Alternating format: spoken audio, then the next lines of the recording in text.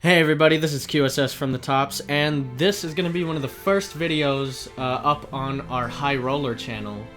If you want more information on how the Tops channels are going to work, I'll have a link in the description to the main channel, and there's going to be a video all about that, so you can go check that out there. But for now, I hope you guys enjoy the video, and thanks for watching. Video games are a fantastic way to convey a story, sometimes through the player shaping it in games such as Fallout, or sometimes in story-rich games consisting of minor interaction to progress an overall and set story. A bird story would fall under the latter category.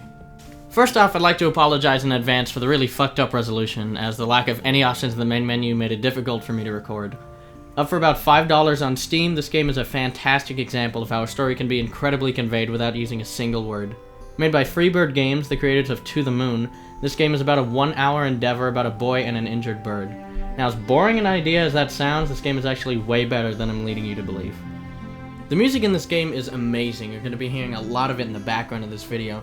The art style is beautiful. It has varying color palettes based on the mood that it's trying to convey. It's also packed with symbolism. It has a persistent theme of freedom, with our main character constantly dreaming of being outside. All characters that aren't yours or the bird that you meet later on are just shadows, adding a theme of loneliness to the game as well. We never even see what this kid's parents look like. The game begins with a cutscene having our main character throw a paper airplane off his balcony. After going to school the next day, there's a pretty creepy black and white segment. The music here starts to play backwards, which really solidifies the eerie mood that it's trying to set. After going to class, some fucking ass kid frames our main character for throwing a paper airplane at the teacher, which gets us kicked out. Our main character decides the best plan of action is to dip. As you walk left...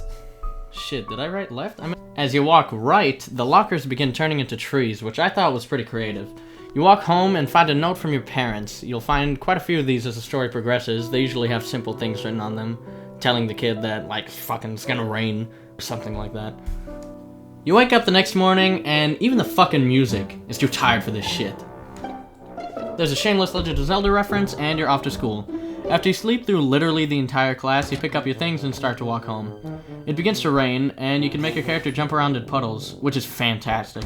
The little things the game developers worked into this game really helps the player get immersed into the world. As you continue walking, the trees shift around, revealing a new path home. This is where you find a badger attacking an injured bird. After saving him twice, he jumps into your backpack, and you take him home. The rest of this game, essentially, is just progressing through the story of this kid and the bird. I'm not going to spoil the ending for you guys, but I'm going to say I was very satisfied with it. For some, this game might be a bit boring, with the lack of real gameplay and just the presence of a set story you progress through, which makes sense. A lot of people want to be able to control their fate in the games they play for the most part. Normally, I'd be on that boat, having loved games like Fallout and Skyrim where you control your story at your own pace, having a different experience each time you play through it. But with a bird story, I felt especially compelled to play through the entire thing, even though it was only an hour long, waiting to see what was going to come next. The sheer amount of just atmosphere in this game is enough to get anybody even a little invested into it. And that's why I think you guys should buy A Bird Story. I made my decision in about 45 minutes, even though I did end up playing through the entire game. But I don't think you guys should buy it if you seriously dislike linear stories. Thanks for watching, everybody, and I really hope you enjoyed my video.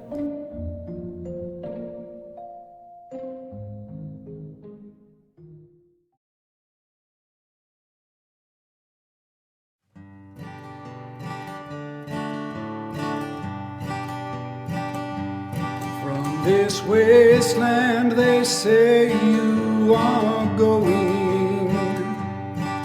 We will miss your bright eyes and sweet smile.